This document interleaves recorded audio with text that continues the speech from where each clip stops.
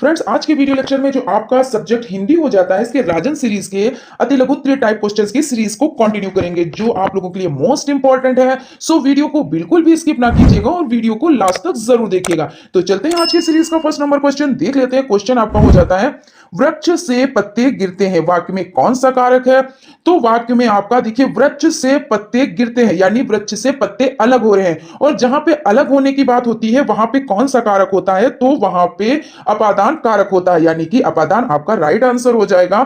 कंठ ध्वनियां कौन सी होती हैं? तो कंठ देखिए, इसमें क्या होता है, कंठ होती हैं, तालु होती हैं, मूर्धा होती हैं, दंत होती हैं, ओष्ठ होती हैं, नासिका होती हैं। लेकिन देखिए कंठ में कौन कौन सी आती हैं? तो कंठ में आपका हो जाता है जैसे का से जो स्टार्ट होती हैं, तो जैसे का, खा, गा, घा, ये सब कंठ ध्वनियां होती हैं। तालु की बात की जाए तो तालु में क्या होता है, देखिए जैसे चा, छा, जा, झा और या भी, और जो आपका शरीफेला शाह होता है ये भी तालु में आता है। उसके बाद मूर्धा में आपका हो जाता है टा, ठा, डा, ढा, ये सब हो जाते हैं। दंत में देखिए, दांत से जब जीभ टकराती है तो वो दंत में होता है ता, था, दा, धा, और इसमें ला भी आता है और इसमें सपेरे वाला सा भी आता है। और ओष्ठ यानी ओठ, जब आप कोई वर्ड बोलेंगे यानी अक्षर बोलेंगे तो जब ओठ से ओठ टकराती है यानी पा, अब आपने पा बोला तो दोनों होठे टकराई ना, तो पा, फा, बा, भा, तो इस तरह से ये ओष्ठ हो जाती है। नासिका में जैसे हो जाता है जो नाक से वर्ड, जैसे अड़ा, इया, अड़ा, गणित वाला अड़ा, ना, मा, तो ये सब क्या हो जाते हैं, ये नासिका हो जाते हैं। तो इस तरह से यहाँ पे क्वेश्चन क्या किया गया है कि कंठ ध्वनियां कौन सी होती है? तो का, खा, गा, गा, ये सब क्या हो जाती हैं? तो ये कंठ ध्वनियां हो जाती है और इसमें हा भी शामिल है। ठीक है ना। क्वेश्चन है, हार शब्द में उपसर्ग जोड़ते हुए दो शब्द बनाए। अब आपको पता है उपसर्ग मतलब आगे, तो कोई ऐसा वर्ड बनाएंगे जो आगे जिसको जोड़े और उसमें हार लगाएं। तो जैसे पर हार, तो पर मतलब पर आपने आगे लगाया और प्लस हार तो है ही है, तो पर हार। और उप, उप प्लस हार तो उपहार, यानी क्या पूछ रहे हैं? तो उपसर्ग यानी आगे वर्ड जोड़ना है आपको। उसके बाद क्वेश्चन हो जाता है, हितम मनोहारी चा दुर्लभम वचा, सूक्ति का हिंदी में अर्थ लिखिए। यानी क्या कह रहे हैं, हितम प्रिय वचन दुर्लभम, दुर्लभ है, यानी हितम मनोहारी चा दुर्लभम वचा, यानी क्या कह रहे हैं, हितकर प्रिय वचन दुर्लभ है।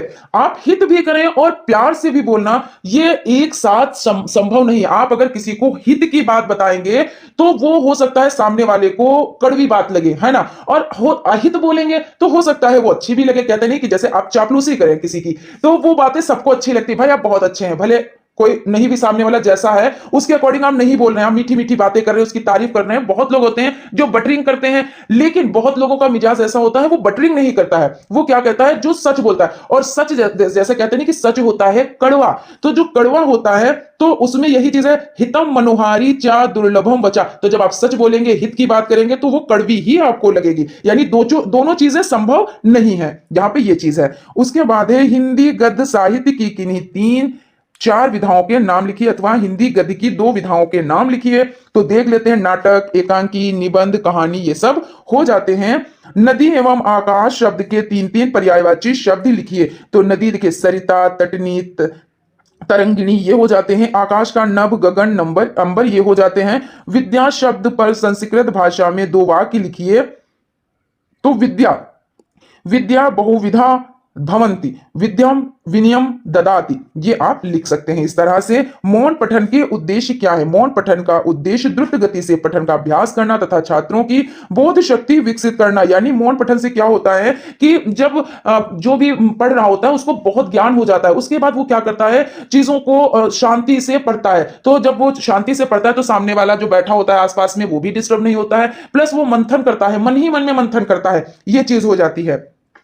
विद्या धर्मेण शोभते, सूक्ति का हिंदी में अर्थ लिखिए। तो विद्या धर्म को सुशोभित करती है, यह हो जाता है। वानरा फलानि खादंति का हिंदी में अनुवाद लिखिए। वानरा मतलब बंदर होता है ना, फलानी मतलब फल होता है, खादंती यानी खाते हैं, तो बंदर फल खाते हैं। बालका विद्यालम गच्छन्ति का हिंदी में अनुवाद कीजिए। तो बालक विद्यालय जाते हैं, यानी बालका यानी बालक, विद्यालयम यानी विद्यालय, गच्छन्ति मतलब जाते हैं, तो बालक विद्यालय जाते हैं। सा जनकेन सह गच्छन्ति का हिंदी में अनुवाद कीजिए। सह जनकेन, जनकेन मतलब होता है पिता, सह मतलब होता है साथ, सह मतलब साथ में, है ना, तो सा जनकेन सह गच्छन्ति जाते हैं, वह पिता के साथ जाती है, ये हो जाता है। रोहन कंदुकेन कीदति का हिंदी में अनुवाद कीजिए। रोहन, रोहना यानी रोहन नाम हो गया। कंदुकेन यानी गेंद, कंदुकेन यानी गेंद, क्रीडति मतलब खेलता है, रोहन गेंद से खेलता है। बालिका बालिके और सह धावंती हिंदी में अनुवाद लिखिए। तो बालिका यानी लड़कियां, बालिका यानी बालक लड़के के साथ खेलती है, सह धावंती मतलब साथ में खेलती है। उसके बाद आपका क्वेश्चन हो जाता है राम शब्द का द्वितीय विभक्ति एक वचन का रूप लिखिए। तो राम शब्द का द्वितीय विभक्ति का एक वचन रामस रामम हो जाता है।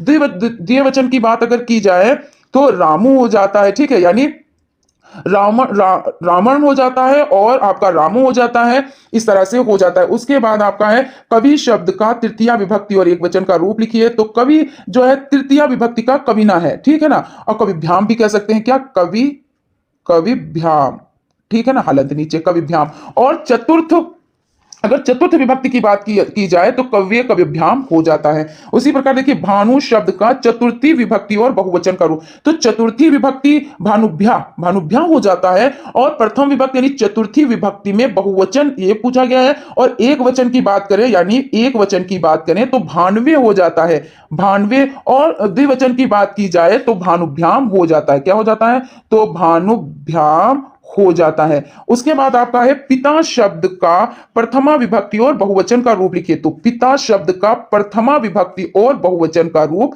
पितरा हो जाता है। इसी तरह प्रथम ये आपका हो जाता है, और उसके बाद सेकंड आपका हो जाता है पितरो, पितरो हो जाता है, सेकंड क्या हो जाता है, तो पितरो हो जाता है।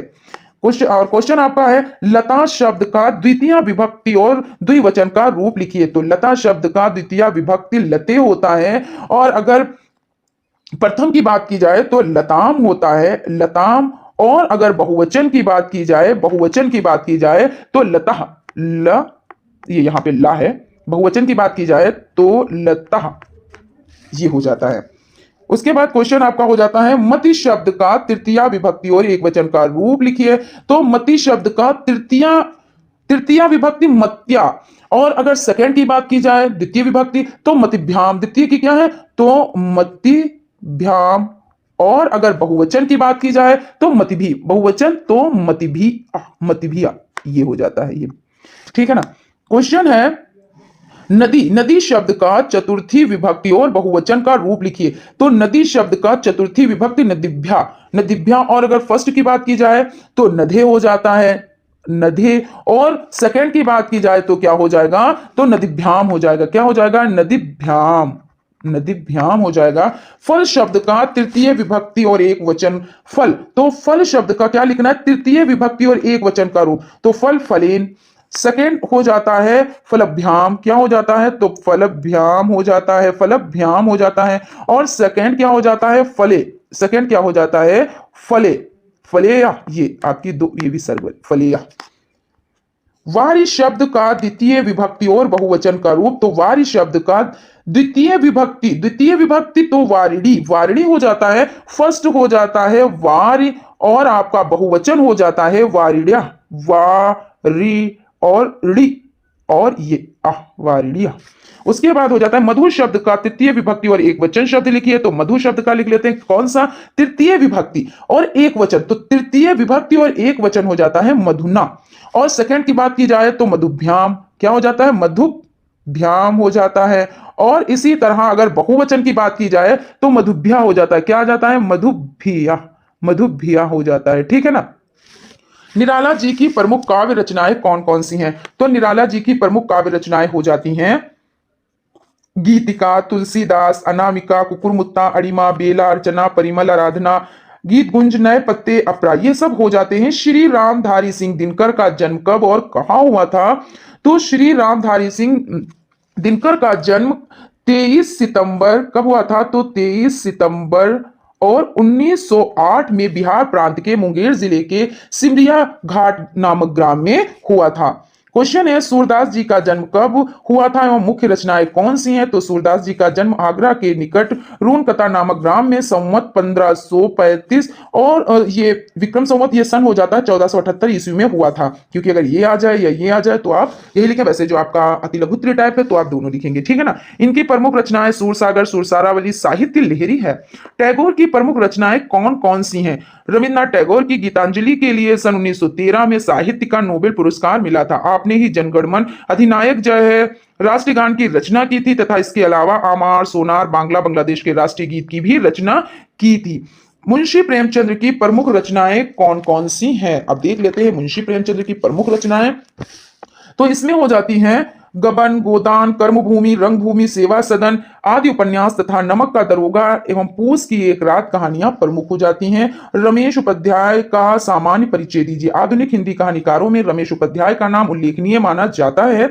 इनका जन्म एटा जिले के वधारी गांव में हुआ था। इन्होंने साप्ताहिक हिंदुस्तान तथा नवनीत में उप संपादक के पद पर कार्य किया था। इस समय आप दिल्ली विश्वविद्यालय में शिक्षण कार्य कर रहे हैं। नदी के साथ शेष इतिहास बदलाव से पहले तथा पेपरवेट नामक विशेष उल्लेखनीय है। डॉक्टर राजेंद्र प्रसाद पर संक्षिप्त टिप्पणी लिखिए। डॉक्टर राजेंद्र प्रसाद उन महान पुरुषों में से थे जो बहुमुखी प्रतिभा के धनी होते हैं।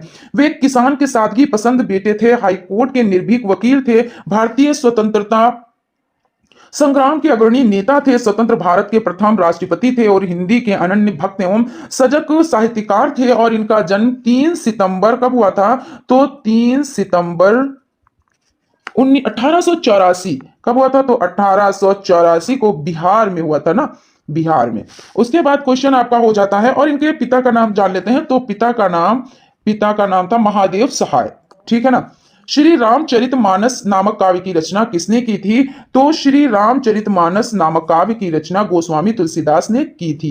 बिहारी जी का जन्म कब और कहां हुआ था? बिहारी जी का जन्म सन 1603 ईस्वी के लगभग मध्य प्रदेश के ग्वालियर जिले के अंतर्गत वसुआ गोविंदपुर नामक गांव में हुआ था। उर्मिला के रचयिता कौन थे? उर्मिला काव्य के रचयिता बाल कृष्ण शर्मा नवीन है। शरद जोशी का सामान्य परिचय दीजिए। शरद जोशी का जन्म मई 1931 ईस्वी में उज्जैन मध्य प्रदेश में हुआ था। जोशी जी हिंदी के प्रसिद्ध व्यंग्यकार हैं। एक गदा उर्फ अलादाद खां, अंधों का हाथी आपके प्रसिद्ध नाटक है। परिक्रमा, किसी बहाने, जीप पर सवार, इलिया रहा, किनारे देख, दूसरी सतह पर इनके प्रमुख व्यंग्य हैं। आपका निधन सितंबर 1991 को हुआ था। इस तरह से आपका हो जाता है, कंप्लीट हो जाता है। शिव मंगल सिंह सुमन का साहित्यिक परिचय दीजिए। शिव मंगल सिंह सुमन का जन्म 1916 ईस्वी को उत्तर प्रदेश के उन्नाव जिले में हुआ था। आपके काव्य संग्रह हैं हिलोल, पर आंखें भरी नहीं, जीवन के गान, प्रलय सृजन और विश्वास बढ़ता ही गया। ये हो जाते हैं। राम नरेश त्रिपाठी का सामान्य परिचय दीजिए।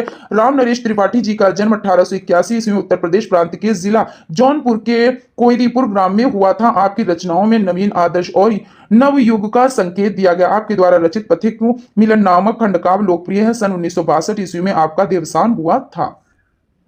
क्वेश्चन हो जाता है महादेवी वर्मा की प्रमुख साहित्यिक रचनाएं कौन सी हैं? तो रचनाएं हो जाती हैं रश्मि, नीरजा, सांधिगीत, निहार, यामा तथा दीपशिखा। ये हो जाती हैं गद्य रचनाएं, अतीत के चलचित्र, स्मृति की रेखाएं, श्रृंखला की कड़ियां और हिंदी विवेचनात्मक गद्य। ये हो जाते हैं। सियाराम शरण गुप्त का संक्षिप्त परिचय दीजिए। तो सियाराम शरण गुप्त का जन्म सन 1895 ईस्वी में चिरगांव जिला झांसी में हुआ था। आपने कई कविता, उपन्यास तथा निबंधों की रचना की है। इनके उपन्यासों में नारी की सहनशीलता, आदर्श और सरलता का वर्णन है। इनकी प्रसिद्ध रचनाएं मौर्य विजय, ध्रुवाचल, आत्मोसर्ग, गोद नारी आदि हैं। रसखान की रचनाओं का संक्षिप्त वर्णन कीजिए। रसखान की सुप्रसिद्ध काव्य रचनाएं सुजान, रसखान, प्रेम वाटिका, राग रत्नाकर। सरदार पूर्ण सिंह का सामान्य परिचय दीजिए। सरदार पूर्ण सिंह का जन्म सन 1881 ईस्वी में हुआ था तथा इनका निधन सन 1931 ईस्वी में हुआ था। इनके प्रमुख निबंध मजदूरी और प्रेम, सच्ची वीरता, आचरण की सभ्यता, ये हो जाते हैं।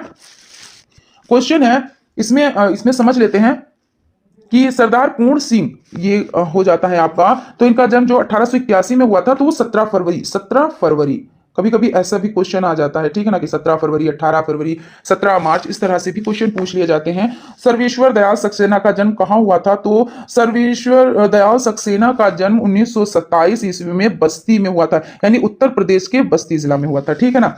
नागार्जुन का संक्षिप्त परिचय दीजिए। वेदनाथ मिश्र। नागार्जुन का जन्म कब हुआ था? तो 1910 इसमें दिए हुए हैं, जबकि 30 जून 30 जून 1911 में बिहार के दरभंगा जिले में हुआ था। युगधारा, प्यासी पथरा, यहाँ के सतरंगी पंखों वाली इनकी प्रसिद्ध काव्य रचनाएं हैं।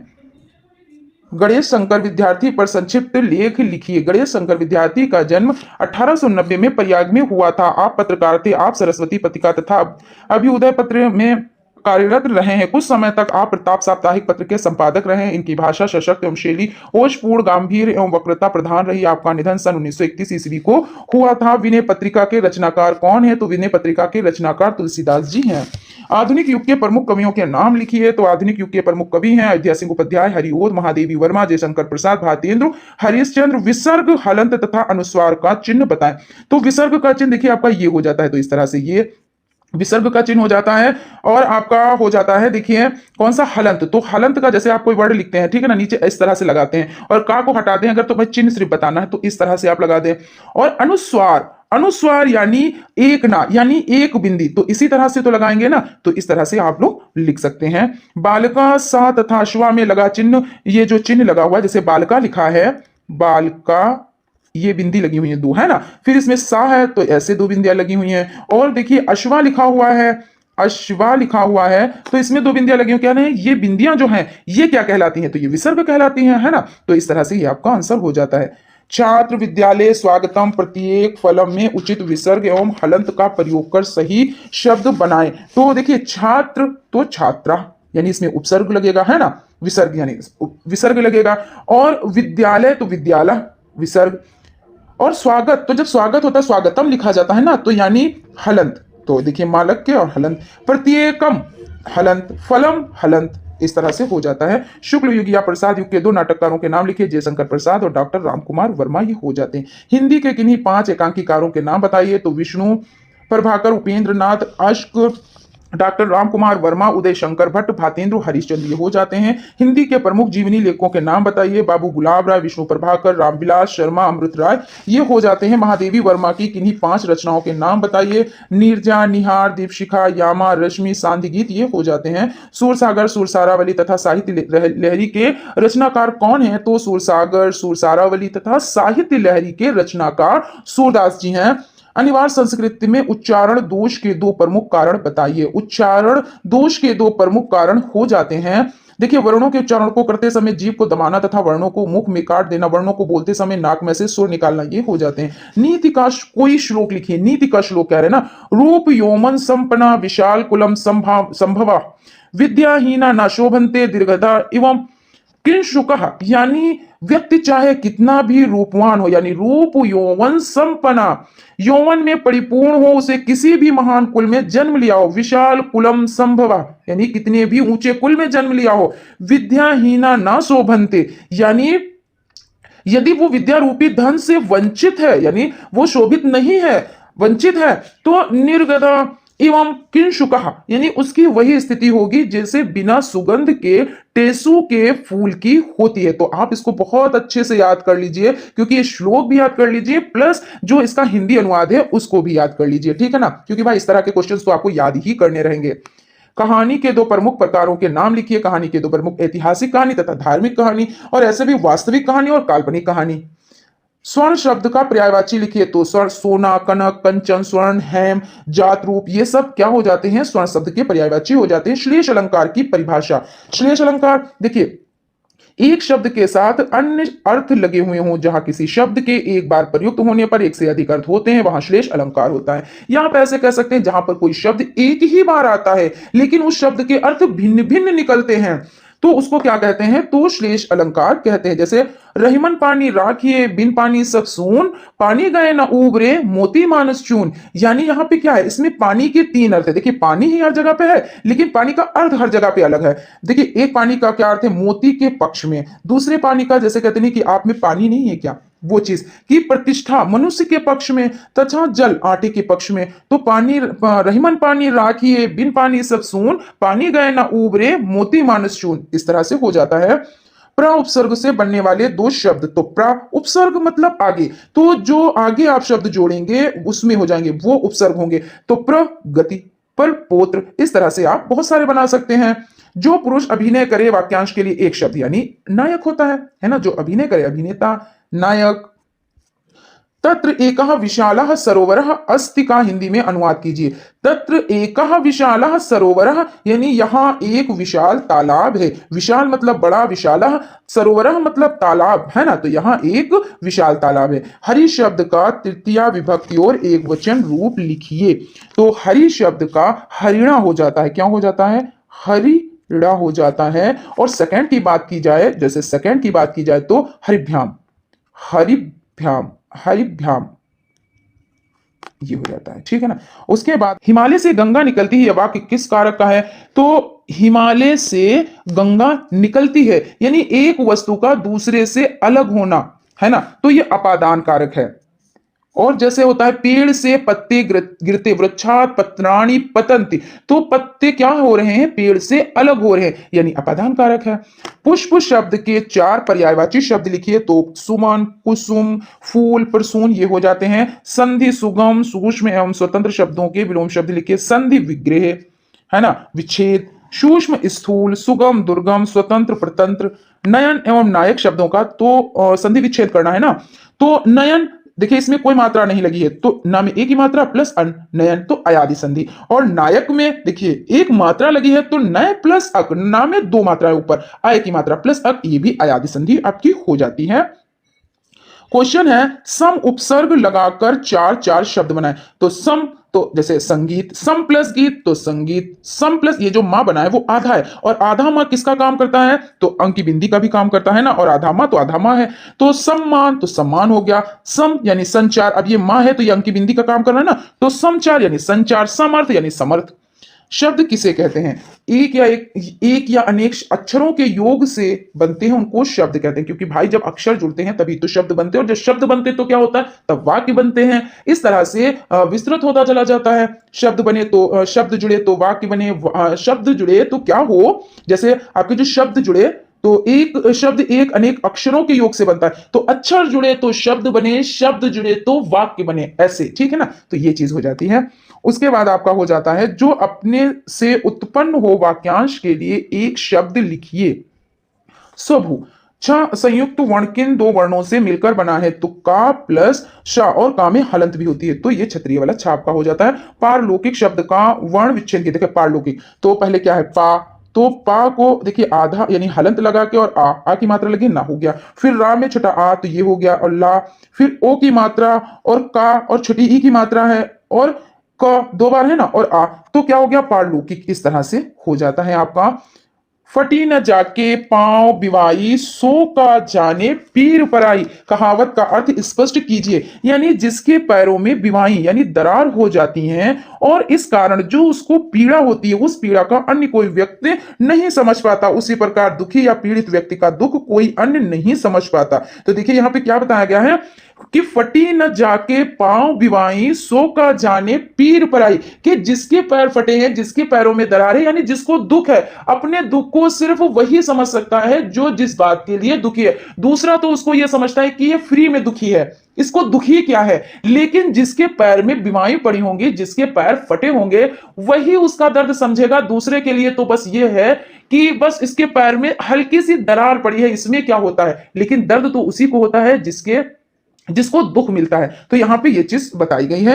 अनुप्रास अलंकार का एक उदाहरण लिखिए जहां एक ही वर्ण, क्या कह रहे हैं कि जहां एक ही वर्ण 2 या 2 से अधिक बार आए वहां अनुप्रास अलंकार होता है। जैसे चारू चंद्र की चंचल किरणें खेल रही हैं जलथल में, इसमें क्या हुआ? जैसे चारू, चा में चा, चारू में चा, चंद्र में चा, चंचल में चा, तो इस तरह से चा वर्ण की बार बार आवृत्ति हुई है ना। तो यहां पे क्या है? यहां पे अनुप्रास अलंकार हो जाता है।